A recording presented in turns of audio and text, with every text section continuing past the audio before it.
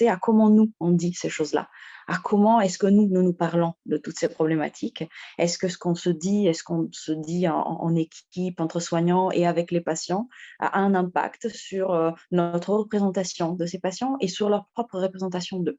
Donc pour toutes ces raisons, nous avons initié depuis maintenant plus d'un an cette collaboration avec l'équipe monologuée et Stéphanie Smadja et nous sommes au début de notre chemin de découverte et de rencontres différentes avec nos patients et nous espérons pouvoir tirer des riches enseignements de cette étude qui démarre tout juste, mais je laisse la parole de nouveau au docteur Crétol et à Stéphanie pour en dire plus. Alors, pour resituer le contexte, en fait, chez ces enfants, euh, c'est des enfants qui ont été opérés une, voire parfois plusieurs fois, dès la toute petite enfance, parfois même pour certains dès la naissance, à qui on a déjà fait subir un certain nombre d'interventions. Je dis subir parce que c'est vraiment le terme, même si on met toutes les précautions possibles. C'est des choses extrêmement traumatisantes pour l'enfant, bien sûr, mais également pour ses parents, qui dans la grande majorité des cas ne s'attendaient pas à ça. Il y a très peu de diagnostic prénatal pour ces pathologies du pôle caudal, hormis dans certains cas ou d'autres, quand il y a d'autres malformations associées. C'est un coup de tonnerre qui survient dès la naissance et une grande série finalement de traumatismes que sont les interventions chirurgicales successives et tout un certain nombre euh, d'actions qu'on va faire, nous, en tant que médecins, ou parfois même on banalise le geste chez ces enfants comme des dilatations anales, comme des intrusions endorectales hein, sur des zones extrêmement évidemment sensibles et encore une fois tabous. Et si je revenais sur l'histoire, nous sommes croisés, nos chemins se sont croisés avec Stéphanie. Ça faisait longtemps qu'on travaillait avec Julia sur cette problématique et sur comment mieux explorer. Nos chemins se sont croisés grâce à la Fondation Maladies Rares, par le biais, encore une fois, d'Imagine et de Necker, grâce à cette synergie. Et pour moi, personnellement, mais je crois que Julia, c'était le cas également, le contact avec le travail de Stéphanie a été la pièce manquante qui manquait pour mieux explorer, je dirais, la face cachée de ces familles. Alors, on a développé finalement un moyen assez inédit, puisque la linguistique clinique n'existe pas en France en tant que telle. Elle existe dans d'autres pays, mais elle n'existe pas en France. Euh, pour permettre, alors on débute ce projet hein, grâce au soutien d'Imagine, mais pour permettre d'explorer cette parole intérieure. On a choisi la période de la classe primaire. Tous ceux parmi vous qui ont des petits-enfants comprendront bien pourquoi. En maternelle, je dirais qu'on tolère l'incontinence ou en tout cas l'absence de propreté. Ça devient vraiment compliqué au CP quand les enfants commencent à arriver dans des classes où théoriquement ils sont propres. Et là arrive une forme de stigmatisation, bien sûr, de ces enfants, mais également une impression d'agression de leur part ou bien de renoncement des parents. Et c'est toute cette dynamique-là qu'on voulait explorer grâce à cette étude. En s'intéressant d'abord, alors le coronavirus nous a un peu freinés, on voulait s'intéresser au monde de l'enseignement et comment eux percevaient cette problématique. Et puis, Stéphanie va développer comment elle a adapté ce qu'elle faisait déjà chez des adultes au monde de l'enfant. Parce que, évidemment, on est face à des petits, à des enfants qui ont acquis le langage il n'y a pas si longtemps. Et comment aller explorer leurs paroles enfouies, leurs paroles intérieures. Et je laisse Stéphanie peut-être vous expliquer comment elle a actuellement encore, hein, elle est en train de développer des outils adaptés à la classe primaire, donc à ces enfants de petit âge. Alors, il faut savoir que nos défis sont multiples. D'abord, en effet, nous essayons de mettre en place un protocole de linguistique clinique, c'est-à-dire un protocole qui a une visée thérapeutique, Nous souhaitons voir s'il y a des effets non seulement bien sûr sur le langage intérieur lui-même, sur la psyché, mais aussi sur la santé physique. Ensuite, le langage intérieur en soi est inaccessible. Il est inaccessible, on ne peut pas accéder au langage intérieur d'autrui, mais on ne peut parfois même pas accéder à son propre langage intérieur, puisqu'il y a le langage intérieur conscient, mais aussi le langage intérieur inconscient, préconscient. Pour ce qui est des enfants, donc nous avons mis en place un protocole qui a été ajusté à partir de plusieurs protocoles qui ont déjà eu lieu pour des adultes, plus de 200 adultes à ce jour. Et donc, nous suivons les enfants dans 3 lieux à l'hôpital et nous menons aussi ce protocole auprès du personnel soignant, chez eux, et nous menons aussi le protocole auprès des adultes de l'entourage qui le souhaitent, éventuellement de la fratrie. Et l'idée, donc, au départ, était d'aller aussi à l'école. Pour les enfants, le protocole a été grandement modifié. Donc, pour les adultes, nous avons 3 phases. Je vais décrire juste la phase 1 et la phase 2. La phase 1 consiste en 2 entretiens au début et à la fin, et c'est une phase d'exploration assez libre de sa vie intérieure. La phase 2 consiste en des rendez-vous réguliers avec le linguiste, ou la linguiste en l'occurrence, et des rendez-vous qui permettent aux participants ou à la participante de travailler sa parole intérieure à partir d'exercices qui lui sont proposés et d'objectifs qui ont été fixés ensemble en début de phase 2. Pour les enfants, en réalité, il y a d'abord une phase d'observation et ensuite, pour les enfants, donc les entretiens ne durent que 15 minutes à peu près. Ils sont assez réguliers et ils mélangent des questions sur la parole intérieure, alors des questions qui sont adaptées à l'âge, puisque nous avons un enfant de 3 ans qui avait 2 ans et demi au début du protocole et plusieurs enfants de 6 à 7 ans. Et puis des exercices qui peuvent être des jeux, des dessins. Alors je donne juste quelques exemples de questions que nous avons rencontrées. Pour la plupart, enfin quasiment tous au départ, ces enfants ne disent pas leur douleur, pas du tout. Ils ne le disent pas à l'extérieur et toute la question est de savoir s'ils se le disent aussi, s'ils se le disent à eux-mêmes ou s'ils ne la disent pas du tout. À l'inverse, on peut remarquer un contraste entre donc cette douleur qui ne se dit pas et une forme de violence qui s'extériorise de différentes façons d'un enfant à l'autre. Donc ça, c'est un des points, par exemple, que nous essayons d'explorer en langage intérieur, mais aussi en essayant de comprendre quel est le lien entre eh bien, les mots qu'ils entendent, aussi bien à l'hôpital, à l'école que chez eux, et ce qu'ils peuvent se dire à eux-mêmes, ou donc ne pas se dire. Autre exemple de question, le handicap invisible. C'est-à-dire que nous avons choisi plutôt des enfants justement dont le handicap n'était pas nécessairement visible, pour la raison que ce sont les enfants qui souvent rencontrent le plus de problèmes à l'école, finalement. Parce que dans la mesure où ce handicap n'est pas visible, les adultes ne comprennent pas toujours ce problème qui est lié donc au bas du corps et à tout un ensemble de tabous et de préjugés ancrés en tout un chacun. Donc ça aussi, c'est un des objectifs, cette fois-ci de recherche-action de notre projet.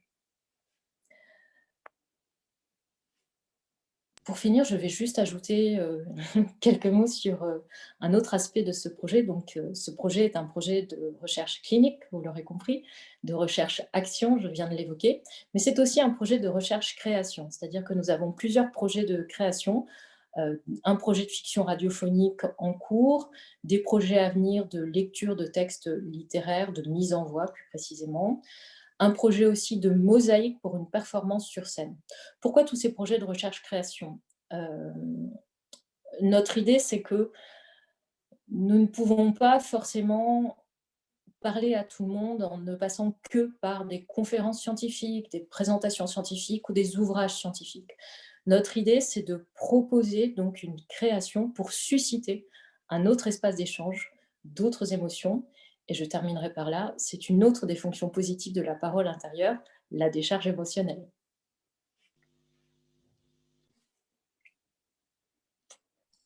Merci beaucoup pour cette première partie de la webconférence. On va peut-être passer aux questions.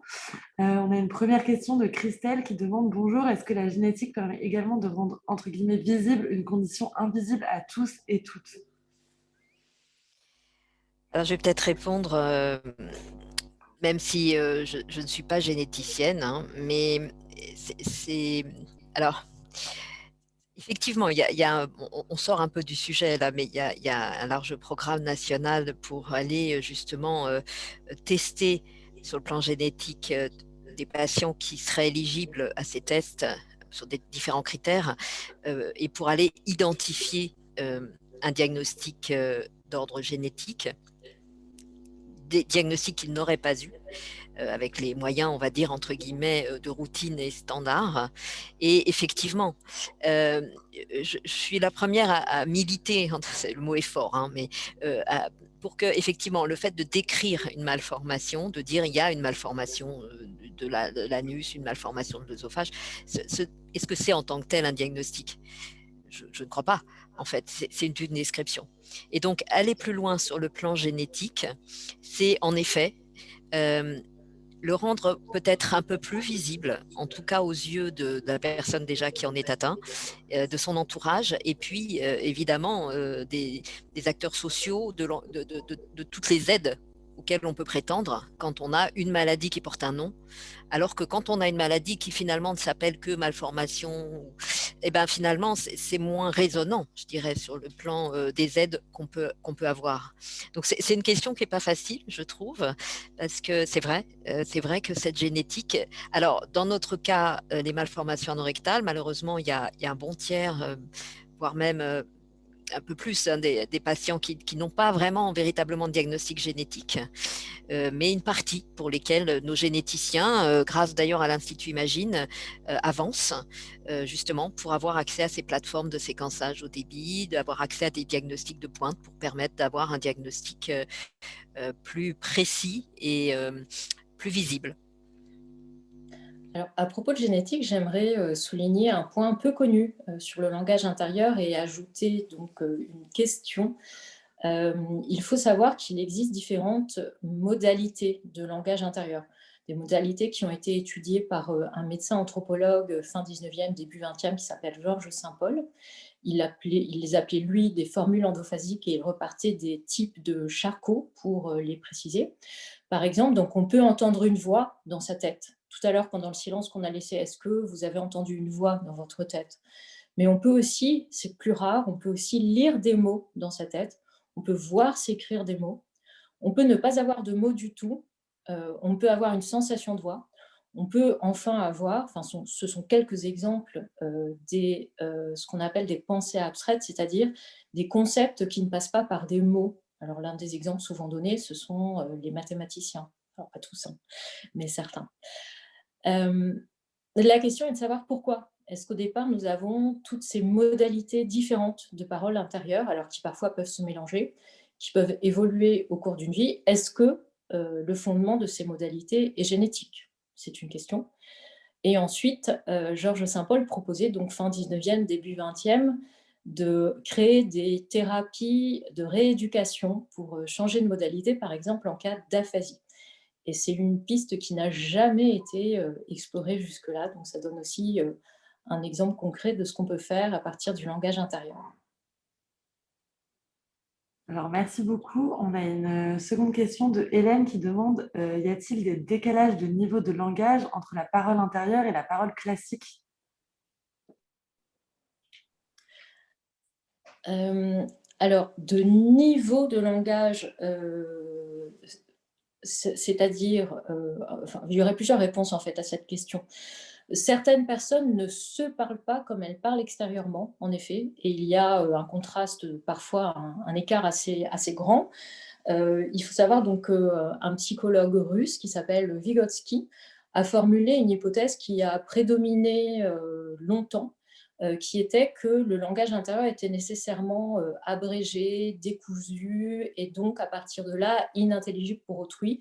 Pourquoi abrégé? Parce que, ce que je disais tout à l'heure, on sait de quoi on parle, donc on n'a pas besoin, par exemple, de finir ses phrases. On peut les commencer sans les finir ou ne pas les commencer et juste les finir.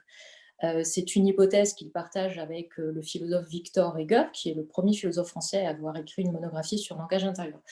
Alors, en réalité, ce n'est pas aussi simple que ça. En fait, il existe 3 patrons syntaxiques, peut-être plus.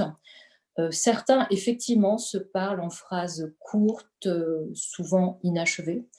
D'autres se parlent en phrases très longues et de ce point de vue d'ailleurs parlent comme ils parlent extérieurement, c'est-à-dire en phrases très longues, parfois avec des liens logiques qui peuvent être longs, comme cependant en revanche.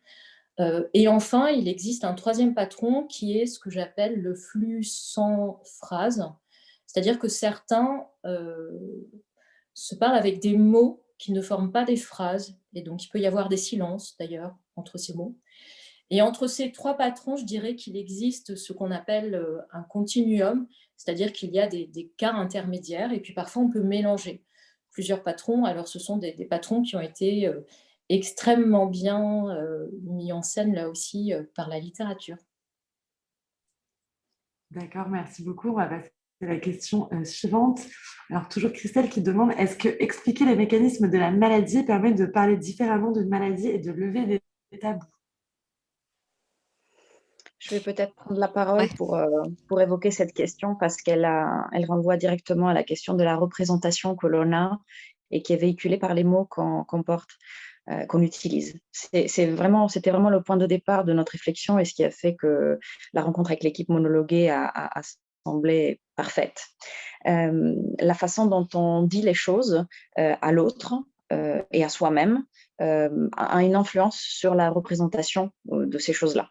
Lorsque un parent rencontre un enseignant d'école maternelle en début d'année et qui explique mon enfant n'est pas un corps propre, cet enseignant va recevoir ces mots et va les intégrer à un réseau de ses propres représentations antérieures qui sont dans sa tête, qui sont celles d'enfants qui n'ont pas encore acquis la propreté à 3 ans. Et du coup, cette idée-là, cette représentation va se rattacher à la représentation peut-être d'un enfant immature, d'un enfant dont les parents ont peut-être des carences éducatives, n'ont pas été capables de le pousser, ou alors un enfant qui manque de bonne volonté, ou encore un enfant qui a une problématique psychique qui fait que.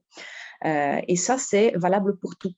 N'importe quelle chose, je vous dis aujourd'hui, va s'intégrer et se rattacher à vos propres représentations antérieures. C'est pour cela que nous travaillons beaucoup avec les familles pour leur permettre, tout en respectant la confidentialité aussi de certaines informations qu'ils pourraient ne pas souhaiter partager et qui ne sont pas obligatoires à partager, mais d'introduire l'idée d'une problématique d'ordre médical qui est responsable d'une difficulté ou d'un retard dans l'acquisition de la continence.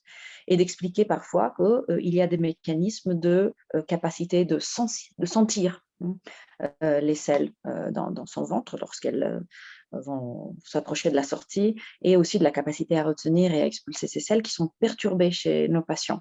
Et que rien que de pouvoir dire ces quelques mots permet d'intégrer une nouvelle représentation et de lever toute une série de malentendus et d'améliorer l'accueil scolaire des enfants.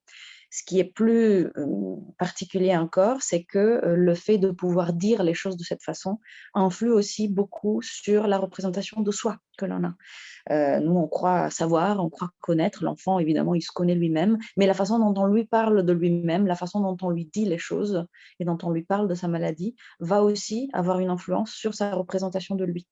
Lorsqu'on dit il est plein, il faut le vider, il peut puisque c'est un peu la problématique de nos enfants, parfois ils ont des encombrements de selles et ils nécessitent de faire des lavements évacuateurs pour vider leur côlon, autrement ils n'arrivent pas à le faire tout seuls.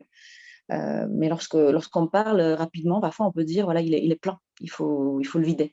Dans cette simple phrase, ces quelques mots, vous avez une représentation d'un enfant qui est plein entièrement de sel.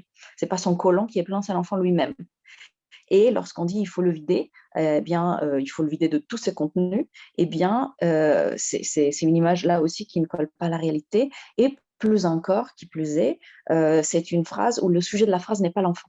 Donc, il est mis dans une position passive et l'enfant, petit à petit, va se vivre avec cette passivité comme un contenant qu'on remplit et qu'on vide. Et ça va être plus compliqué au fil du temps aussi de travailler sur son autonomie, sur son ressenti, sur sa propre partie de responsabilité et d'activité dans la possibilité d'être acteur dans sa prise en charge. Voilà, ce ne sont que quelques exemples. J'espère avoir répondu à la question. Si Célia Crétol veut ajouter quelque chose, bien sûr. J'apporterais je trouve que cette question est extrêmement intéressante parce qu'effectivement, expliquer les mécanismes d'une maladie, ça peut être aussi très commode, je dirais, en consultation, pour rester dans le domaine extrêmement technique et aller dans les recoins. Et moi, je prendrais l'exemple des malformations anorectales, par exemple, où on va aller dire qu'il y a un trouble de la dynamique défécatoire et un asynchronisme abdominopérinéal. Enfin, on peut se noyer dans des mots comme ça. Mais c'est effectivement permettre de parler différemment de la maladie, amener quelque chose de très technique et très peut-être satisfaisant aussi pour des parents, pour un enfant, de mieux comprendre son dysfonctionnement. Mais ça peut être une façon aussi de ne pas parler justement de ce qui est tabou. Je parle d'un point de vue purement médical. Certains auront tendance peut-être, je parle plutôt du côté médical peut-être, à se cacher justement derrière cet aspect technique pour éviter de parler, on dirait d'une certaine façon, de ce qui fâche. Et donc effectivement, il ne faut pas se cacher derrière ça et s'en servir comme un outil. Et la façon d'aborder une maladie différemment peut en effet nous servir et être un outil pour nous, pour parler différemment de quelque chose dont on n'aurait peut-être pas parlé autrement. Merci beaucoup pour ces réponses très intéressantes. Je continue avec la question suivante. Marie qui vous demande: bonjour, vous avez parlé de douleur, s'agit-il aussi de douleur physique?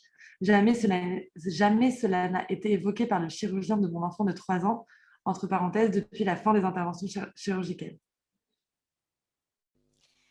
Alors, je vais peut-être répondre et mes deux collègues vont compléter, mais là, vous appuyez sur un point peut-être effectivement que j'ai évoqué tout au début, de la banalisation des soins, en tout cas, d'après ce que je comprends dans ce que vous dites, où ce n'est pas j'ai envie de dire du sadisme de la part du médecin qui ne prend pas conscience de la douleur de l'enfant, mais c'est plutôt s'installer dans une espèce de routine et justement ce type de recherche et ce type d'amélioration de compréhension de ce que vit l'enfant peut nous aider aussi à sortir de cette espèce de routine qui nous fait banaliser certains soins qui sont finalement, vus de l'extérieur, des soins extrêmement intrusifs.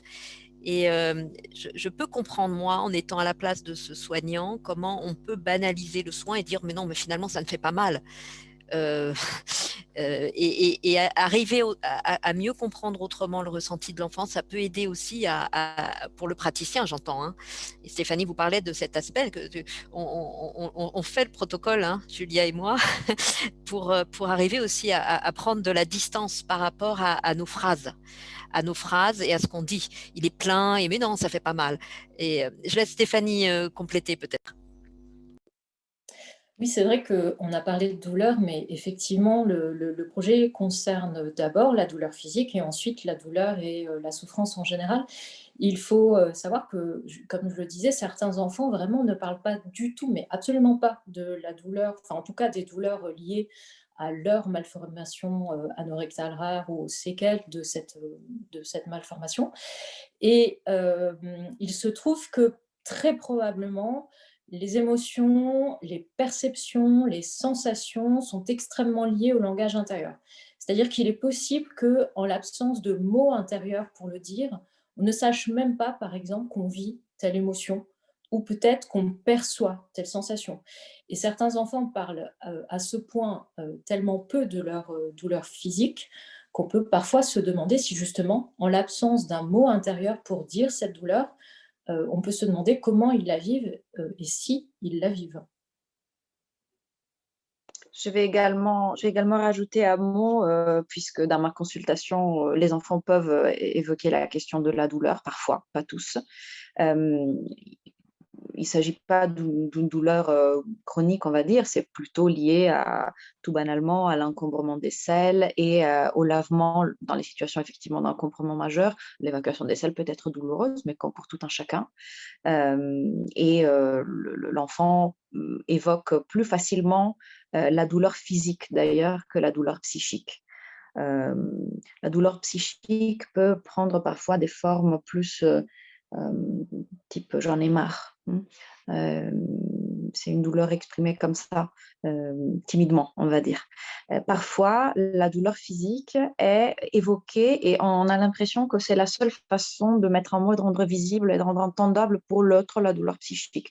Parce que justement, il s'agit d'une sphère un peu taboue, d'une sphère où il est difficile de dire, justement, imprégné de honte. Parfois, l'expression d'une douleur physique ou d'une crainte de la douleur physique devient la seule possible. Alors, je ne veux pas minimiser le fait que ces enfants puissent avoir mal dans certaines situations, ni dire qu'ils sont en train de mentir, bien évidemment.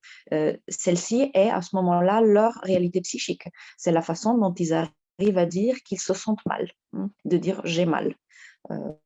Et parfois, il n'y a effectivement pas une distinction très nette entre la douleur physique qu'ils peuvent tout à fait ressentir et la douleur morale, la souffrance psychique liée à leur problématique qui est très difficile à vivre au quotidien et qui envahit dans certaines situations énormément la vie familiale.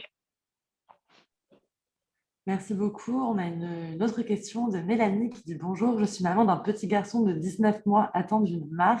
Comment, en tant que parents, pouvons-nous aider nos enfants à développer ce langage intérieur? Comment pouvons-nous le décrypter pour interpréter la douleur ?»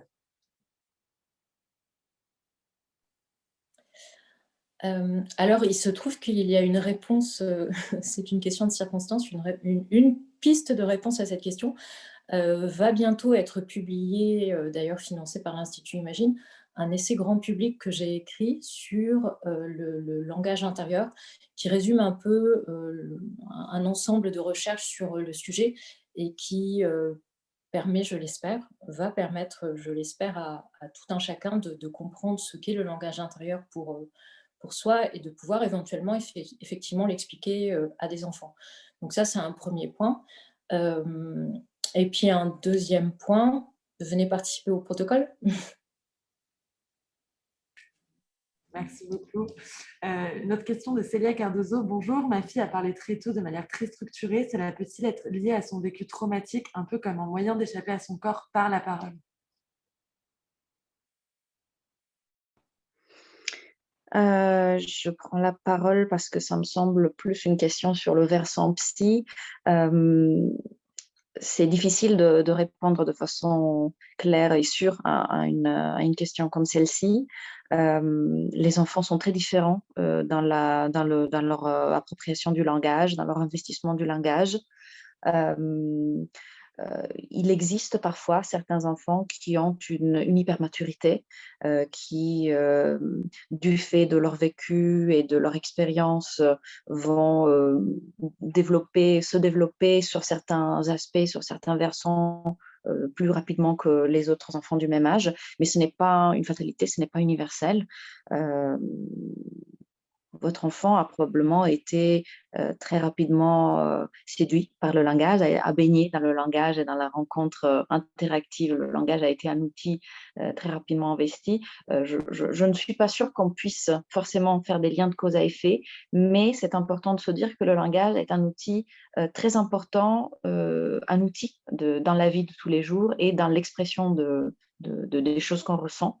Et du coup, certainement, votre enfant a dû sentir que ce langage pouvait lui être utile pour digérer ses expériences, pour se les expliquer, pour les nommer. Et donc, je pense qu'il faut plus simplement s'en servir et encourager cette façon de communiquer et de rencontrer le monde et de découvrir le monde, plus que d'essayer de le comprendre comme quelque chose que l'enfant a développé pour se protéger. Merci beaucoup. Excusez-moi, est-ce que je peux faire juste deux compléments? D'abord, langage et corps sont extrêmement liés. C'est un des points qu'on explore dans Monologuer, le langage intérieur et le corps, et puis le langage et le corps tout court. On peut se demander, je vais proposer une autre piste de réponse, on peut se demander si chez ces enfants, parce qu'on observe la même chose chez le petit garçon qui avait 2 ans et demi quand il a commencé le protocole, il est extrêmement précoce sur le plan du langage et il était capable de formuler notamment des phrases complète à un moment où, en théorie, ce qui permet de former des phrases et ce qui joue un rôle important dans la syntaxe dans le cerveau n'est pas encore totalement formé à cet âge-là. Et donc, on peut se demander en fait si ce vécu particulier de ces enfants ne crée pas chez eux une maturité qui s'accompagne aussi donc d'une maturité et d'une précocité sur le plan du langage. Alors, merci beaucoup. On arrive à la fin de cette webconférence, donc on va prendre les 2 dernières questions restantes. Donc, la première, c'est je rebondis sur ce que dit le docteur Disnan. Tout ce dont vous parlez doit être très ancré à Necker et alentour, car nous concernant, je trouve que depuis la naissance de mon fils, on est assez livré à nous-mêmes. Les centres de compétences sont-ils réellement bien sensibilisés à cette malformation?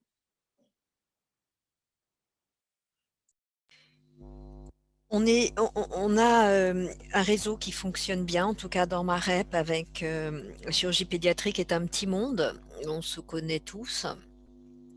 Je pense que ce qui fait défaut probablement dans les centres de compétences, mais là on rentre dans quelque chose de plus large, c'est le manque de moyens.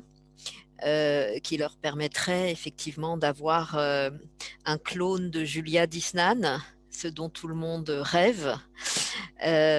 Si. Et c'est vrai que malheureusement, dans les centres de compétences, il n'y a pas les moyens développés dans les centres de référence et du coup, pas la possibilité de recrutement de psychologues dédiés. Moi, évidemment, c'est une idée qu'on a développée ensemble avec Julia, mais ça s'est fait avec un travail d'équipe et le soutien d'Imagine a été crucial dans la mise en valeur de ce travail qui restait au départ très, on va dire, intimiste dans le cadre de notre service. Donc, bon, pour ouvrir sur ce que vous dites, madame, on a tous les ans une journée nationale et elle a lieu le 26 mars avec notre journée MAREP. On évoquera ce travail et bien sûr, nos centres de compétences sont présents et ouverts. Mais je pense qu'ils pêchent malheureusement par le manque de moyens. Merci beaucoup. Et du coup, on va terminer avec la dernière question pour Stéphanie, je pense. Marie qui demande comment peut-on participer au protocole? Alors, il suffit de contacter l'une de nous trois, soit Julia Disnan, soit Célia Critol, soit moi-même. Pour trouver des informations sur le programme Monologuer, il vous suffit de taper Monologuer sur Google et vous trouvez facilement. Ou Monologuer et Cerilac, ça s'écrit C-E-R-I-L-A-C, c'est le nom de mon équipe de recherche. Et là, vous aurez à nouveau des contacts. Et mon adresse électronique, donc c'est celle de tous les universitaires de l'ancienne université Paris Diderot. Donc pareil, facile à trouver sur internet. Et enfin, je me rends compte que je n'ai pas donné le titre tout à l'heure de l'essai qui intéressera peut-être certains de nos auditeurs. Donc il s'appelle Le langage intérieur, c'est le début du titre, le plus facile à retenir. Et il est dans la collection monologuée aux éditions Hermann. Voilà, et il devrait soit être déjà paru, soit paraître dans la semaine. Merci beaucoup. Pour les personnes qui ne trouveraient pas ces informations sur Internet, n'hésitez pas à nous contacter sur nos pages réseaux sociaux. On se fera un plaisir de vous mettre en contact avec les bonnes personnes. Je vous remercie pour cette webconférence. Elle arrive à son terme. Merci beaucoup. Je vous invite à rester avec nous si vous êtes intéressé par la conférence suivante sur les maladies mitochondriales. Et pour les autres, je vous souhaite une bonne journée et un bon dimanche.